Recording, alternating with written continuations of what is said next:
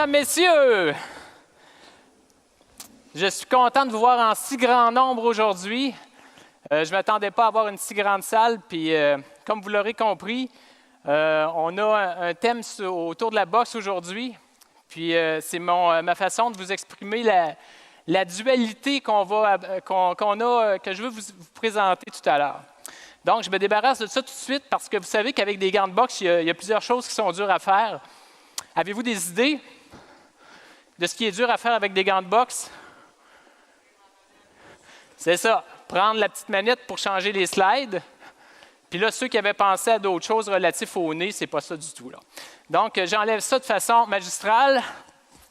Et voilà. Donc, je vais commencer par me présenter en appuyant sur le petit bouton. Mon nom, Léo Lachance. C'est fou ce que des lunettes et un veston, ça peut changer. Hein? Vous me reconnaissez, oui? En fait, il y a une petite... OK, c'est plutôt ça. Désolé, mesdames. En fait, je suis chargé de projet Scrum Master. Depuis, ça fait une vingtaine d'années que je travaille en informatique. Et puis, aujourd'hui, je viens vous parler d'un débat ou d'un combat, le combat que j'ai amorcé depuis le début de ma carrière, qui est celui de... j'ai pensé à certains moments que c'était peut-être un problème psychologique plutôt qu'autre chose, qu'un problème professionnel, mais je pense que c'est un problème professionnel, heureusement. Et puis, c'est vraiment la dualité entre la gestion de projet traditionnelle et l'agilité.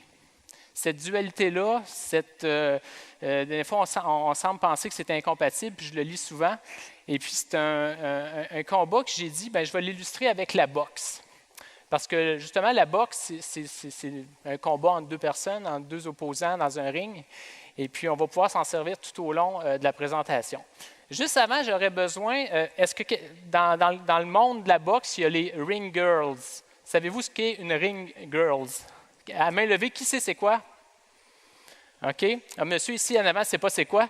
Donc, Frédéric, pourrais-tu m'approcher l'accessoire pour notre ring girls?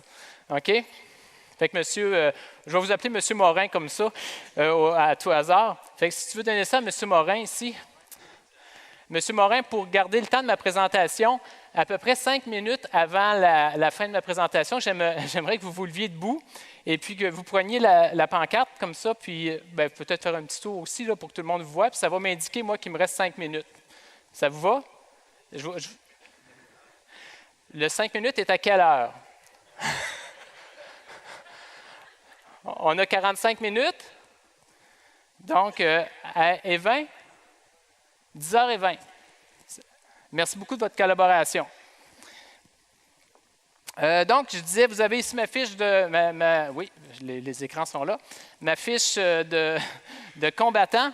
Mon alias, Soft Killer. Pourquoi Soft Killer? Ça aussi, c'est encore un autre élément de ma personnalité. Souvent, les chargés de projet, on voit ça comme des gens qui sont très, très autocratiques, très durs, des dictateurs. Moi, je suis plutôt du côté humain de la chose, donc le petit côté soft, mais il y a quand même killer dans mon alias, ce qui veut dire quand même que ça prend de la rigueur puis il faut arriver à nos fins. Poids plume, vous comprendrez pourquoi. Hybride, je vais vous parler souvent, pendant ma présentation, de tout ce qui est hybride, parce que je vous parle d'une dualité, mais je vous donne tout de suite le punch de ma présentation. On va arriver à la toute fin en disant que l'agilité et la gestion de projet traditionnel, ça peut fonctionner ensemble. Et puis, c'est ce que j'appelle une approche hybride. Donc, c'est un petit peu le message que je vais passer à travers tout au long de la présentation. Ça va pour ça. Ça va. Donc, je vous parlais de mon combat. Tout à l'heure, en entrée de jeu, on disait que ça fait 9 ans que l'Agiltour existe. Ça fait 8 fois que je présente ici à l'Agiltour. Et puis, je voulais juste revenir là-dessus un peu pour flatter mon ego, mais également pour vous montrer que j'ai toujours eu le même discours. Donc, ceux qui ont déjà vu mes présentations, vous allez trouver que je radote. Désolé. En 2009, je parlais de l'agilité dans les grands projets. À cette époque-là, je travaillais pour une sympathique firme qui s'appelle Pixis, qui est toujours très, très actif en agilité. Et puis, déjà à ce moment-là, je trouvais qu'il y avait un petit quelque chose au niveau de l'agilité qui manquait pour les grands projets. Je ne savais pas exactement c'était quoi, mais j'en parlais. Après ça, en 2010, ceux qui ont noté, je n'ai pas fait de présentation, j'étais en voyage, mais j'avais quand même préparé une présentation. À ce moment-là, je travaillais pour une autre firme. Et puis, la présentation, c'était comment faire de l'agilité avec le macroscope. Et puis, je n'ai pas donné la présentation. D'ailleurs, c'était un fiasco total. Puis, je me suis toujours dit, c'est parce que je n'ai pas donné la présentation que c'était un fiasco. Mais j'ai vu tout à l'heure une des personnes qui l'avait donnée, qui est ici, dont je tairai le nom, à moins que vous me soudoyez, évidemment. En 2012, j'ai parlé de l'implantation de progiciels agiles. Encore là, un progiciel, c'est quelque chose qui est défini. En agilité, on veut modifier la portée. Dans un progiciel, c'est très, très difficile de modifier la portée. Encore là, les approches agiles me posaient un problème. Et puis, je suis arrivé vraiment de plus en plus à articuler mon discours au niveau d'une approche hybride. En 2013, l'agile est mort, vive l'agile. 2014, mon grand succès, 50 nuances de Scrum. En 2015, j'ai voulu parler du futur de l'agilité. Je me suis aperçu que je n'étais pas très bon pour faire ça. D'ailleurs, c'était une de mes présentations qui était les moins aimées. On ne reviendra pas là-dessus. 2016, la gouvernance dans les projets agiles. Encore là, on reprenait des éléments de la gestion de projet traditionnelle et on l'emmenait du côté de l'agilité. Pour cette année, vous présentez le combat du siècle. Qu'est-ce que va être le combat du siècle? On va parler d'un point de vue gestion de projet traditionnel et agilité, comment mettre ces deux choses-là ensemble, avec une petite introduction pour revenir là-dessus. Donc, on va parler des méthodes et outils pour du développement logiciel réalisé par des humains dans un souci de performance au travers 12 rounds. On a un thème de boxe, on va rester autour du thème et puis on va en parler. On va parler de 12 sujets différents, à peu près tous reliés à la gestion de projet et à l'agilité. On va peut-être aller un petit peu plus vite vers la fin, mais les sujets les plus intéressants ou les plus étoffés sont au début, donc on va s'arranger pour bien passer à travers de tout ça. Une dualité. Est-ce qu'il y a vraiment une dualité entre les deux?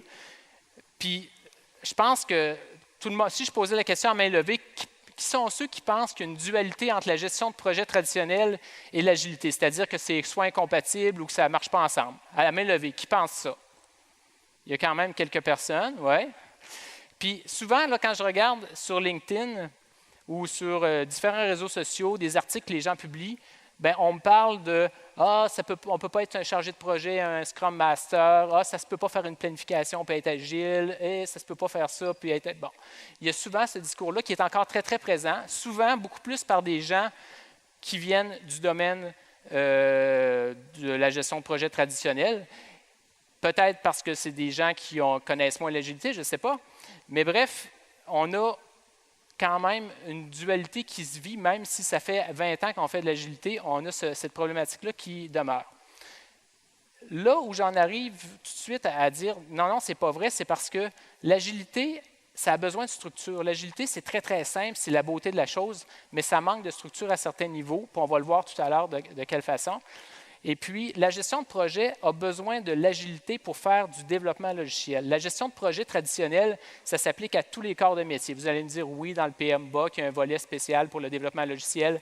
Mais outre ça, la gestion de projet est très, très générique. Alors que l'agilité, quand ça a été créé vraiment dans un but de développement logiciel. On peut l'utiliser ailleurs, mais c'est utilisé dans ce but-là. Et puis, la gestion de projet a besoin d'aller chercher ces pratiques-là pour bien appliquer le développement logiciel dans un contexte de gestion de projet plus traditionnel, et vice-versa. Donc, structure pour l'agilité et côté développement logiciel pour la gestion de projet traditionnel. Donc, une dualité, il n'y en a pas à mon avis. Et si vous n'êtes pas d'accord, on pourra en discuter tout à l'heure. Commençons avec le premier round. Premier round, est-ce que l'agilité, c'est une méthode ou c'est de l'improvisation? Au dire des détracteurs de l'agilité, c'est de l'improvisation. Parce qu'on se dit que bon, l'agilité, ça marche dans des petites équipes, ça ne marche pas dans la vraie vie. Ça marche quand on a des gens très, très performants, des gens qui sont très, très autonomes, mais la vraie vie, la réalité, ce n'est pas ça. Dans nos projets, on va avoir des gens moins performants, des gens moins motivés, des gens qui vivent des moments plus difficiles. Puis on ne peut pas se limiter non plus à avoir des équipes de développement composées uniquement de gens ultra performants, dédiés, qui font 60 heures par semaine, qui sont au top de leur forme tout le temps, et puis qui sont des experts développeurs, experts analystes, experts métiers. Non, ça ne se peut pas. On va avoir des équipes qui vont être plutôt hétérogènes.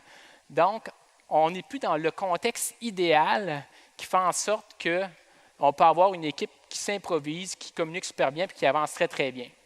Souvent, on a des grosses équipes aussi. L'aspect envergure va beaucoup venir influencer également la façon dont on peut faire de l'agilité ou la gestion de projet. Donc, si la boxe, tout comme la boxe, la boxe, on peut penser que c'est improvisé, c'est deux gars qui se fessent dessus.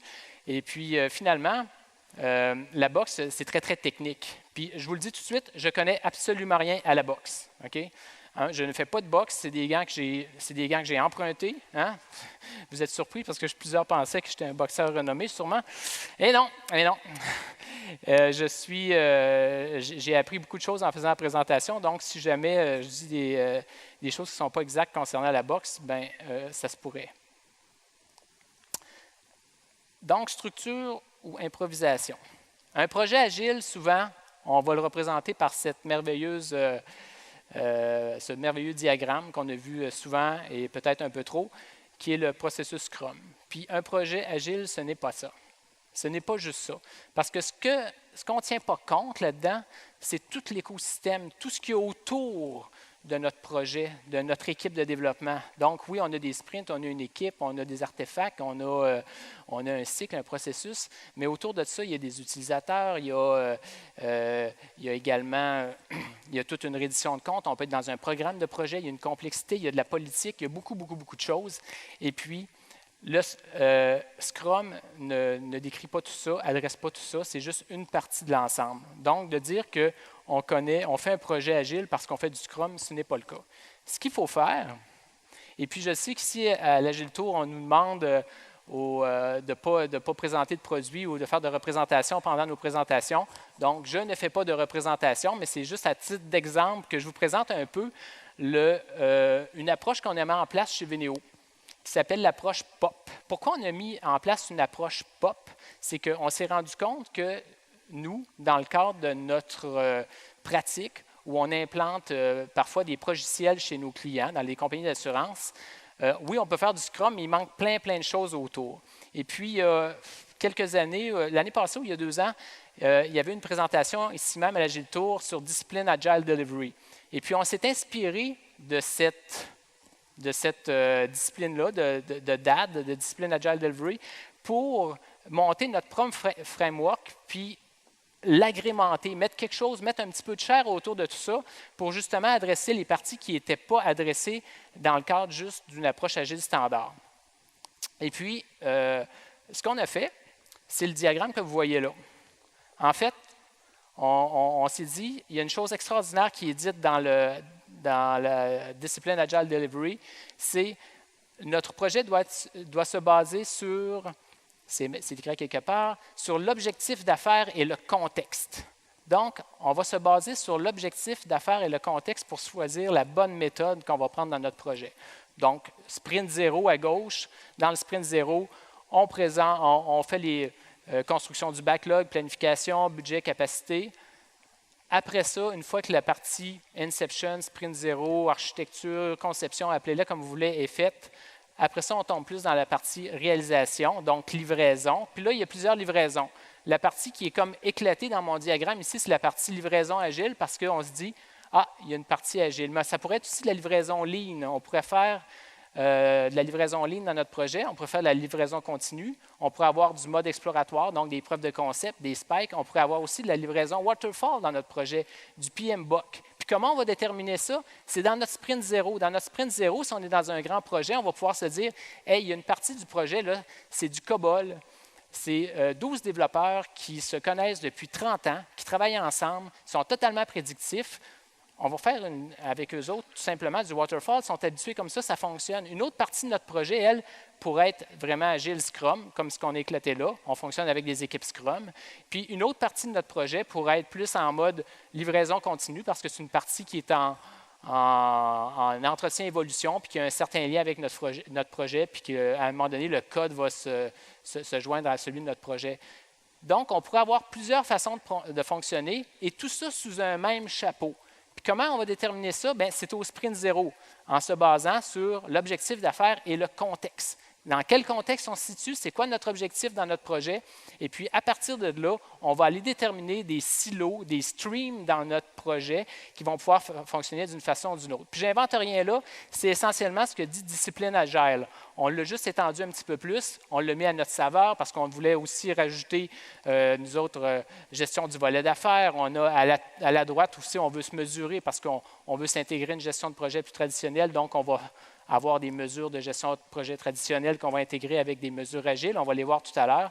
Mais on a enrobé, donc, ce qu'on connaît de l'agilité avec beaucoup d'autres pratiques qui sont totalement compatibles. Donc, c'est une façon de structurer notre agilité. Et Discipline Agile Delivery ou encore le Framework SAFe sont d'excellents exemples pour aller mettre cette structure-là autour de notre agilité et de nos projets.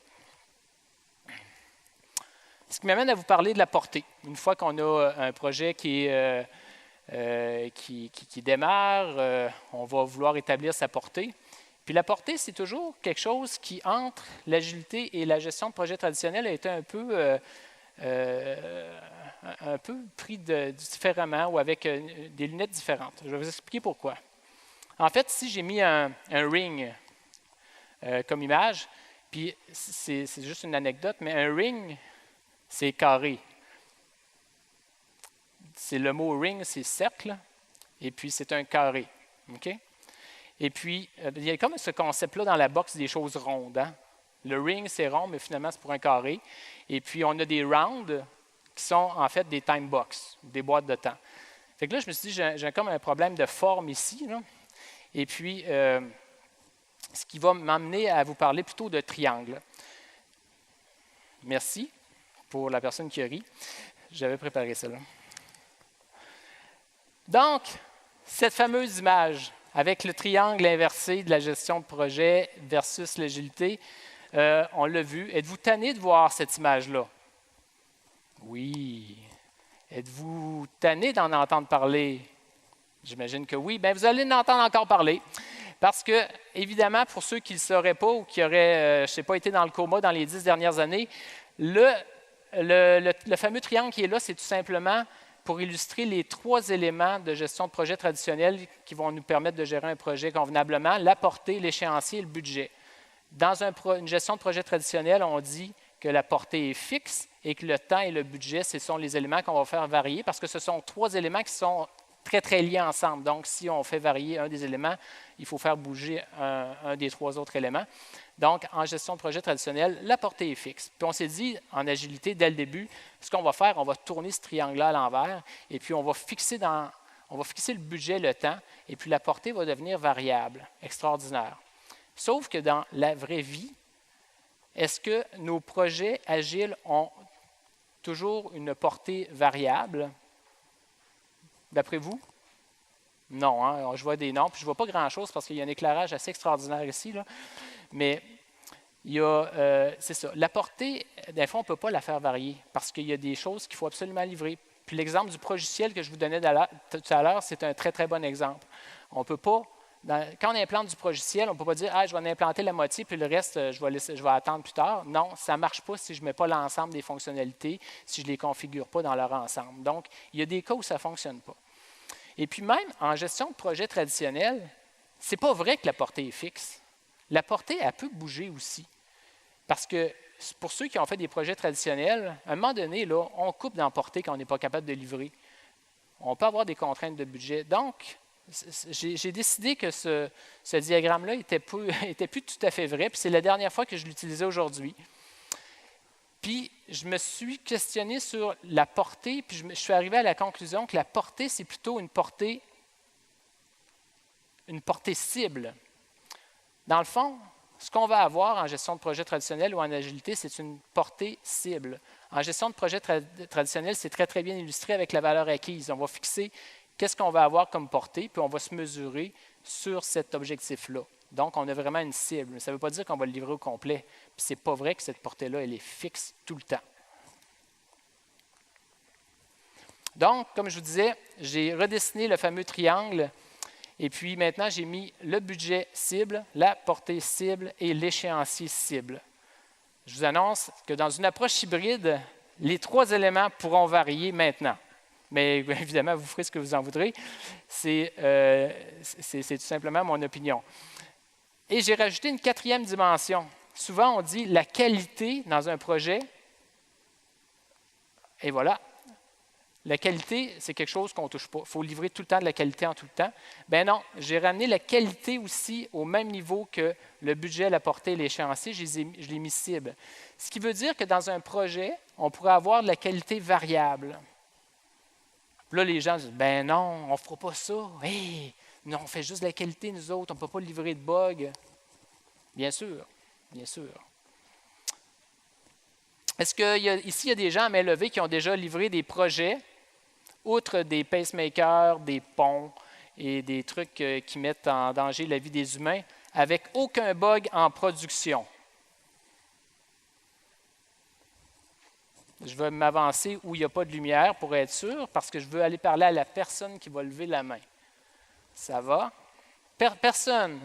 Donc, on a livré, dites-moi pas que vous avez livré des projets avec une qualité variable. Eh bien, il semblerait que oui. Il semblerait que oui.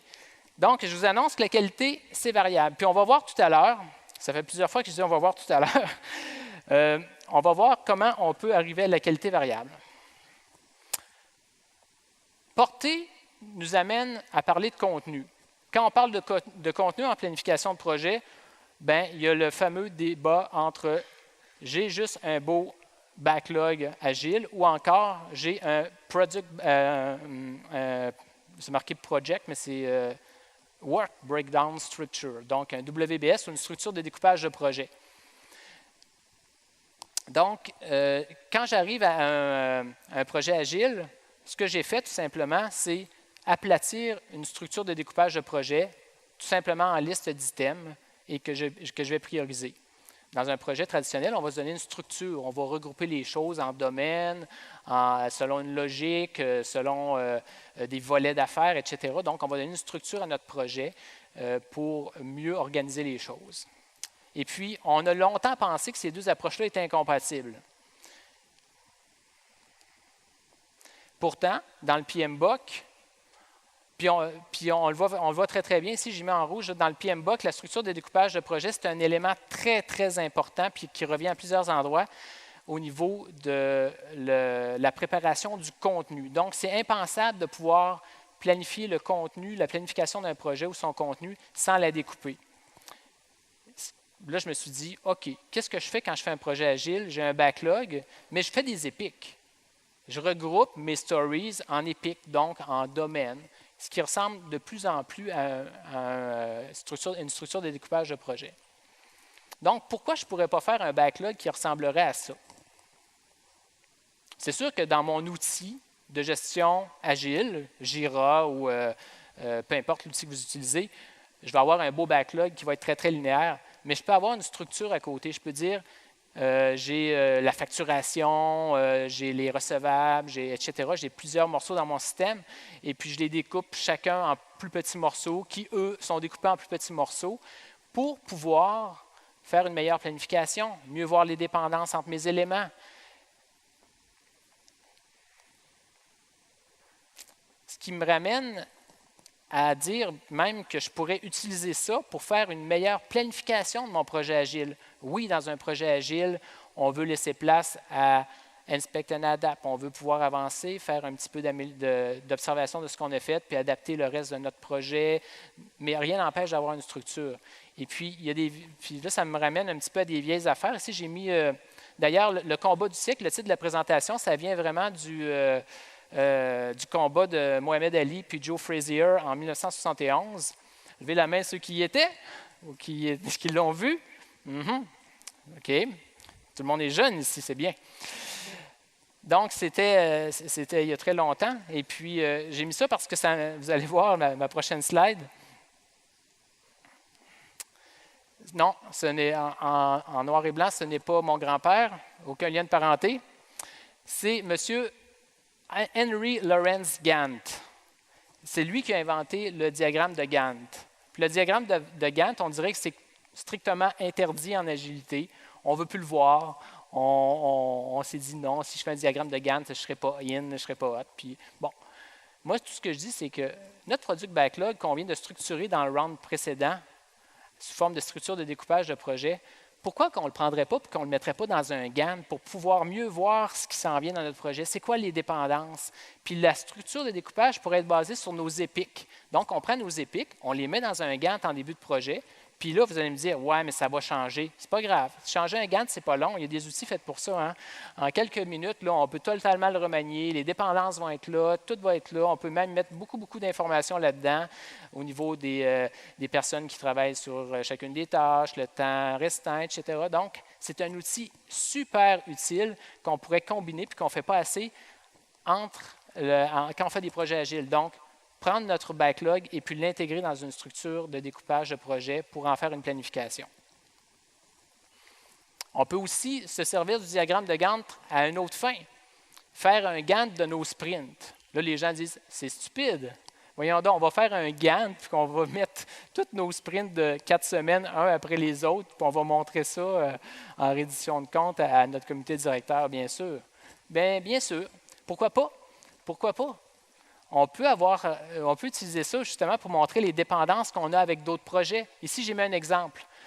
J'ai mon projet principal avec sa structure de découpage. Ce n'est pas une structure de découpage, en fait, c'est ses sprints, tout simplement. Donc, j'ai des dates dans le temps. Je ne sais pas exactement ce que je vais faire dans mes sprints. Peut-être que si j'ai un autre Gantt à côté avec mes épiques, j'aurai cette information-là. Mais ici, je mets essentiellement mes sprints, mais je mets les autres projets en parallèle avec les dépendances. Parce que pour le sprint numéro 1 ou 2, j'ai besoin d'avoir des prérequis du sprint 11 d'un autre projet qui roule dans l'organisation. Quelle belle façon d'illustrer ça puis de le rendre disponible à tout le monde pour que les gens aient une vision globale. Le Gantt, c'est un outil qui est compris par tout le monde. Les gens TI, les gens d'affaires, n'importe qui comprend un Gantt. Ma fille comprend un Gantt. Hein? À l'âge de 3-4 ans, là, j'ai dit, OK, là, on va commencer par faire. Peut-être, vous allez me dire, OK. Je retombe peut-être un petit peu dans mon caractère obsessif de gestion, de chargé de projet. Mais bon, juste pour vous dire que tout le monde peut comprendre un Gantt. Quand on fait un Gantt, quand on fait une planification, évidemment, un des éléments très importants qu'on va adresser, c'est l'estimation. L'agilité nous a apporté des méthodes d'estimation très collaboratives qui sont efficaces. Et puis, ici, j'ai mis des cartes parce que je voulais illustrer un petit peu le poker planning. Le poker planning, c'est super. On fait de l'estimation en groupe. On assoit tout le monde autour de la table avec un paquet de cartes. Je n'ai pas trouvé d'autre chose que des cartes de boxeurs pour respecter mon thème de la boxe, mais en fait, ce n'est pas des cartes de boxeurs normalement qu'on utilise. On va utiliser beaucoup plus des cartes avec des chiffres qui vont nous permettre de donner un poids relatif via des points à nos estimations. Bref, ce qu'on a oublié, c'est que la gestion de projet traditionnelle apportait des éléments super utiles en termes d'estimation, puis souvent on les a mis de côté. Pourquoi pas les réconcilier? Puis le PMBOK version 5 et 6 l'a fait. Depuis la version 5, on a rajouté les 2 éléments en rouge en bas de ma liste ici, qui sont la prise de décision et les réunions. Ils n'ont pas voulu écrire Poker Planning, mais on comprend que c'est ça. En fait, vous avez les 6 premières façons qui sont celles qui étaient dans le PMBOK depuis plusieurs années.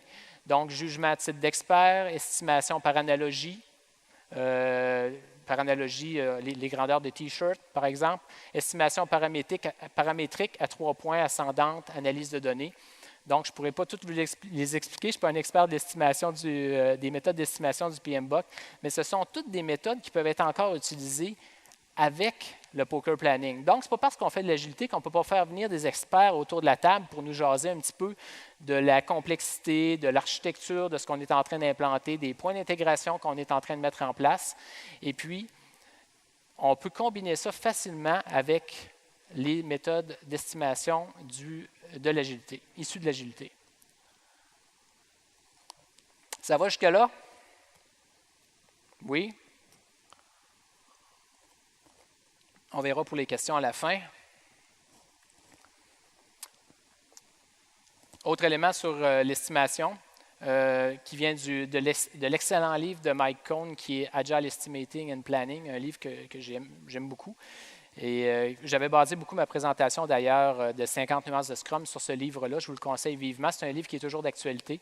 Mais c'est le fameux compte de l'estimation qui dit qu'au début d'un projet, plus on est loin de notre objectif de livraison, plus notre capacité à estimer les choses va être floue ou va être difficile à être précise. Donc, on parle de 1,6 fois à moins 0,6 fois les erreurs d'estimation. On a une tendance d'estimer tout le temps un petit peu à la baisse les choses. Et puis, évidemment, plus on avance dans le projet, plus on s'améliore. Donc, vers la fin du projet, en théorie, les estimations qu'on fait sont totalement précises. Et puis, c'est un autre élément dans l'estimation qu'il faut retenir. Puis encore là, il n'y a aucun lien avec l'agilité ou avec la gestion de projet traditionnelle. C'est juste de bien gérer nos projets. C'est que les estimations, on ne les fait pas juste en début de projet. On les fait tout au long du projet. L'agilité a amené beaucoup cet aspect-là avec la notion de sprint, de réévaluer les choses au fur et à mesure et de se raffiner. Mais il ne faut pas l'oublier. Puis, il faut continuer à le faire même dans nos projets plus traditionnels. C'est un élément, ça c'est vraiment un apport de l'agilité à la gestion de projets traditionnels. La qualité, j'en ai parlé tout à l'heure. Encore là, l'agilité a apporté beaucoup à la qualité qu'on n'avait pas dans la gestion de projets traditionnels. Non pas qu'on ne pouvait pas livrer des projets de qualité avec la gestion de projets traditionnels, mais la gestion de projets adressait moins la partie de développement logiciel. L'agilité, c'est uniquement ça. Et puis, il y a des outils et des pratiques tout à fait extraordinaires qui sont sortis de l'agilité, de Extreme Programming, par exemple. Quand on parle de peer review, d'intégration continue, de tout ce qui est pratique de développement pur. Souvent, en tant que chargé de projet, si on n'est pas technique, on est un petit peu plus loin de ça. Mais ces pratiques-là sont des pratiques qui vont nous permettre d'avoir de la qualité. Puis il faut absolument les intégrer avec même la gestion de projet traditionnelle dans une approche hybride. Puis, ce qu'il faut faire aussi, c'est mesurer la qualité. Mesurer la qualité tout au long du projet, pas juste à la fin. Et puis, les outils sont extraordinaires pour ça. Il y a des outils de bug tracking, c'est super simple.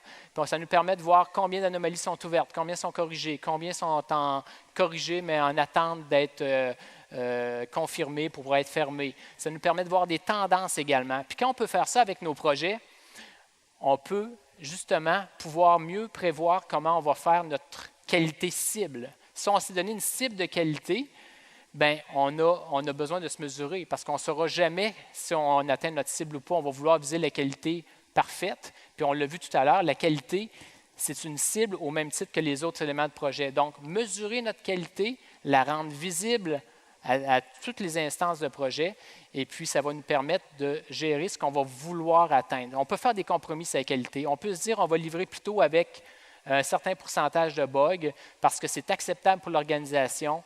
Et puis, l'avantage stratégique d'aller en production plus tôt vaut le coup d'avoir quelques bugs en production avec une équipe un peu plus grosse pour soutenir la compagnie. C'est possible de le faire. On peut décider que non. On peut décider que ça nous prend 0 bug pour aller en production virtuellement. Puis, nos mesures vont être encore très utiles parce que ça va nous permettre de savoir où on en est par rapport à ça tout au long du développement. Donc, mesurer la qualité, encore là, un élément important d'une approche hybride. L'autre élément de l'agilité qu'on aime beaucoup, c'est la fameuse définition de terminer, le done. Donc, est-ce que c'est fini? Puis, dans nos sprints en agilité, on arrive parfois, je ne dis pas tout le temps, mais parfois, à un sprint qui peut ressembler à ça. C'est-à-dire, mon burn down dans le sprint, il est super beau. J'avais 200 heures à réaliser. Le dernier jour du sprint, il me reste 8 heures à faire. C'est extraordinaire. Je dis, hey, l'équipe a torché, c'est incroyable. Je regarde ça, il était en dessous de la courbe tout le temps. Par contre, je regarde les points. On avait 50 points à réaliser dans le sprint. J'en ai 8 de terminés seulement, 40 en cours, puis 2 à faire. Donc, j'ai un work in progress qui est resté là tout le long. Ça veut dire que J'ai plein d'activités qui ont été amorcées de front, puis il reste une demi-heure, une heure, parce qu'il me manquait une petite information, ou on a mal évalué le reste à faire, puis de toute façon, mon burn down n'est pas tout à fait exact, ou je ne sais pas. Mais bref, on a une situation comme ça là, qui peut arriver, puis là, on dit, hey, en tant que Scrum Master ou en tant que chargé de projet, on dit, j'ai un problème. L'équipe, elle descend bien son temps, mais je ne ferme pas mes choses, puis ça va à l'encontre de l'agilité. On ne fait pas nos points, on fait une réunion, on s'assoit ensemble, puis il faut régler le problème. Mais peut-être que c'est ce qu'on veut également. Puis, la gestion de projet traditionnelle, ne l'oublions pas, mesurait des choses quand même intéressantes qu'on peut utiliser. Puis ici, j'ai fait un exemple d'un projet que j'ai fait où il y avait, c'est un développement web, donc il y avait une partie front-end en JavaScript, puis il y avait une partie back-end en Java. OK? Et puis, on avait un échéancier très, très serré. Fait que dans le cadre de ce projet-là, vu qu'on avait un échéancier très serré, on s'est dit, ce qu'on va faire, là, on ne finira pas tout parfaitement. Donc, on avait une qualité très variable ou une qualité cible là, qui avait beaucoup, beaucoup de marge de manœuvre. On s'est dit, ce qu'on va faire, on aimerait ça faire vraiment toute l'application de bout en bout, mais avec un minimum viable, un MVP, un Minimum Viable Product. On s'est dit, on veut avoir ça. Là, c'est sûr qu'en faisant ça, je me ramasse tout le temps avec des sprints qui ressemblent à ça. Parce que je ne finis jamais complètement mes choses. Oui, je pourrais redécouper puis rajouter des stories puis dire finir la partie d'inscription du client puis avoir base, mettons, première partie d'inscription du client puis finir l'inscription du client. Oui, tu es prêt, Göring? Merci beaucoup. C'est bon. Merci beaucoup. Il nous reste 5 minutes ou 10? 10? 5. On va aller vite, on est au round 7. Donc, ce que j'ai fait, on va illustrer ici avec une technique de gestion de projet très traditionnelle qui est l'avancement. Donc, 0 à 50 % en rouge, 50 à 80 en orange, 80 à 85 en vert et 100 % en bleu. Ça veut dire que mon objectif de projet, ce n'est pas d'avoir tout en bleu, toutes des donnes. J'aimerais ça avoir tout en vert. Donc, fonctionnalité 1, l'EPIC, mon back-end, je veux l'avoir vert, puis mon front-end vert. La même chose pour chacun de mes EPIC. Et puis, la façon de mesurer ça, ce n'est pas avec des burn-downs puis des indicateurs agiles, ça va être vraiment avec un pourcentage d'avancement. Puis le jour où j'aurai totalement ce tableau-là qui est vert, même si mes burn-downs ne sont pas beaux, mes points ne rentrent pas, je saurai que j'ai fait un minimum viable pour mon produit. Donc, encore là, on peut gérer notre work in progress de façon hybride et puis c'est totalement compatible avec l'agilité. OK, les rôles. Dans un projet, il y a différents rôles, débat sur les rôles, comme à la boxe, le boxeur, l'arbitre, un peu l'équivalent du Scrum Master, et la ring girl. Là, certains me diront que c'est un peu sexiste. Là, Léo, tu as mis une fille en bikini, mais je vous rappelle que depuis tout à l'heure, on voit des hommes torse nu là, avec de la sueur, donc on peut se permettre d'avoir une femme dans le projet sans tomber dans les Salvaire, Roson et compagnie. Ceci dit, on parle des rôles. Un des débats les plus importants, c'est le chargé de projet versus le Scrum Master. On nous dit que ça ne peut pas être les mêmes personnes. C'est un conflit d'être Scrum Master et chargé de projet. Je ne le crois pas. Il y a différents modèles possibles. Et puis, je vous parlais au début de l'approche Discipline Agile Delivery qui nous dit basez-vous sur le contexte, sur l'objectif d'affaires et le contexte. On peut avoir un Scrum Master qui est responsable d'une équipe. On peut avoir un Scrum Master qui est dans l'équipe. On peut avoir un Scrum Master qui gère plusieurs équipes. On peut avoir un Scrum Master qui est aussi un chargé de projet de plusieurs équipes où il y aura ou non des Scrum Masters. Tous les modèles sont possibles. Et encore là, il faut se fier au contexte et à l'objectif d'affaires, tout simplement, pour prendre cette décision-là.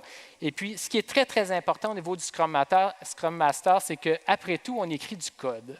Quand on fait du développement logiciel, on fait quelque chose de très technique qui est d'écrire du code. Souvent, ce qu'on fait, on a le Product Owner, on a le Scrum Master, puis on a une équipe.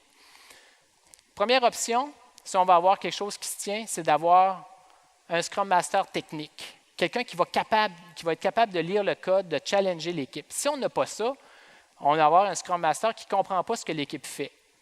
Et puis, ça peut difficilement être viable, à moins qu'on prenne l'option 2 sur mon tableau, c'est-à-dire d'avoir un Scrum Master ou un chargé de projet qui connaît plus ou moins le code, mais qui s'appuie sur un lead technique qui, lui, peut lire le code et challenger l'équipe et ramener la bonne information pour que le Scrum Master prenne les bonnes décisions.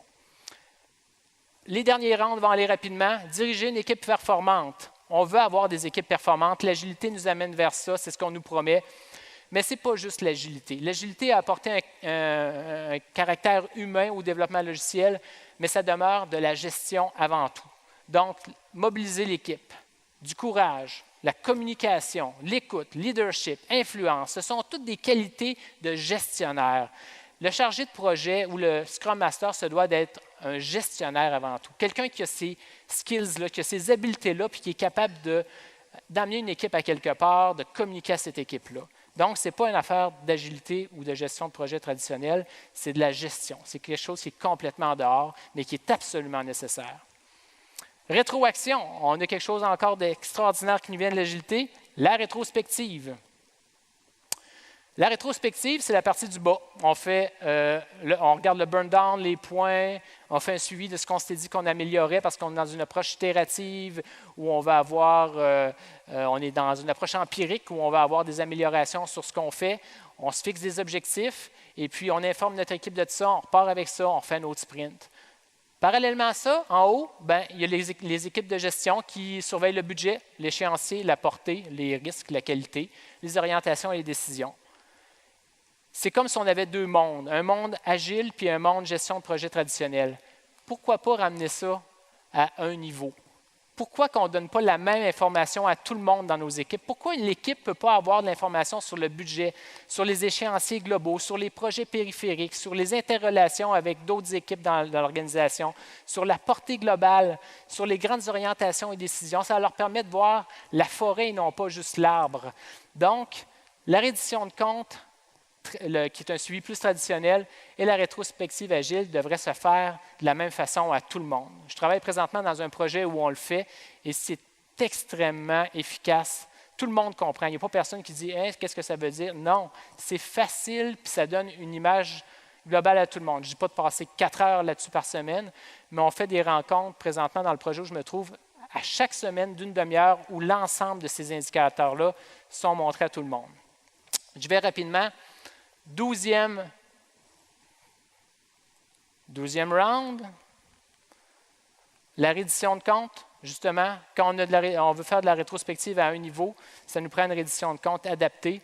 Donc, garder nos indicateurs simples. Tous les indicateurs devraient toujours être dans des formats graphiques, pas de chiffriers, toujours quelque chose comme le burn down, la qualité, le sunset graph ou le burn up. La valeur acquise, ce sont tous des indicateurs qui parlent de façon très, très simple et qui sont compris par tout le monde. Donc, comme je vous le disais au début, c'est un match nul. C'est un match nul entre la gestion de projet traditionnelle et l'agilité. On a parlé de structure. La gestion de projet amène une structure, donc un point de ce côté-là. La portée, encore là, la gestion de projet au niveau de la portée avait l'aspect variable, je pense qu'il faut retenir. Au niveau du backlog, l'aspect priorisation, un point à l'agilité. Le Gantt, un point du côté de la gestion projet traditionnel. L'estimation, l'agilité nous a apporté des choses intéressantes sans qu'on néglige ce qui a été fait dans le passé. La qualité, encore là, l'agilité. La notion de terminer, revenir un petit peu à ce qu'on faisait du côté de la gestion de projet traditionnel au niveau de l'avancement pour pouvoir avoir un minimum viable. Et puis, les rôles, l'agilité pour la simplicité des choses, Scrum Master versus chargé de projet. J'ai mis gestion de projet, mais à quelque part, les deux sont compatibles. Donc, restons juste avec le gros bon sens. L'équipe, l'agilité amène une notion de collaboration au niveau des équipes qu'il ne faut absolument pas négliger. Un point de ce côté-là. La rétrospective aussi, c'est un élément important qui est amené par l'agilité et la reddition de compte qui, je pense, la gestion de projet traditionnel a été comme mis de côté. Il faut ramener ça même dans nos équipes. Donc, ce qui donne un match nul au niveau de notre fameuse dualité entre la gestion de projet et l'agilité. L'agilité, pas l'agilité, ni la gestion de projet. La boxe existe depuis le 1er siècle avant Jésus-Christ au moins. Ça fait très, très longtemps. Ici, c'est un bronze du 1er siècle, justement, avant Jésus-Christ, qui représente un boxeur au repos.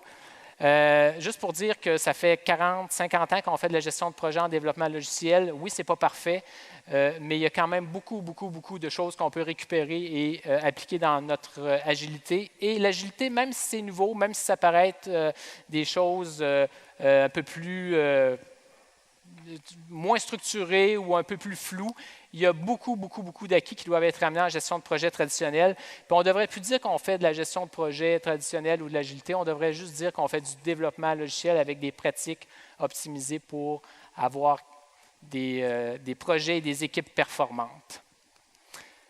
Et voilà, je vous remercie beaucoup. Avez-vous des questions? Oui.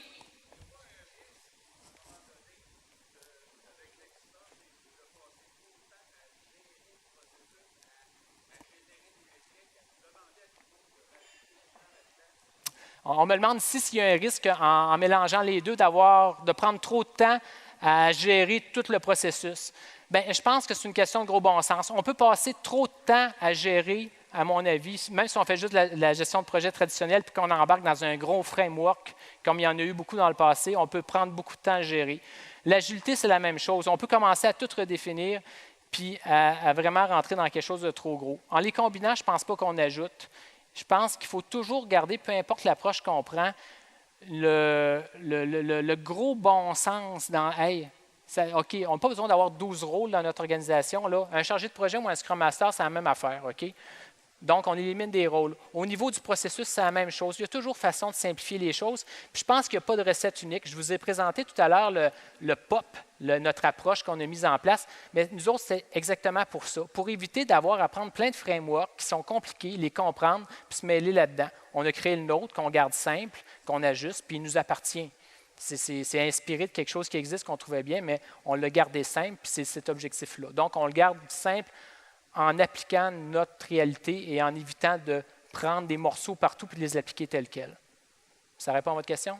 Oui. D'autres questions? Une dernière question? Ça va? Bien, merci beaucoup tout le monde.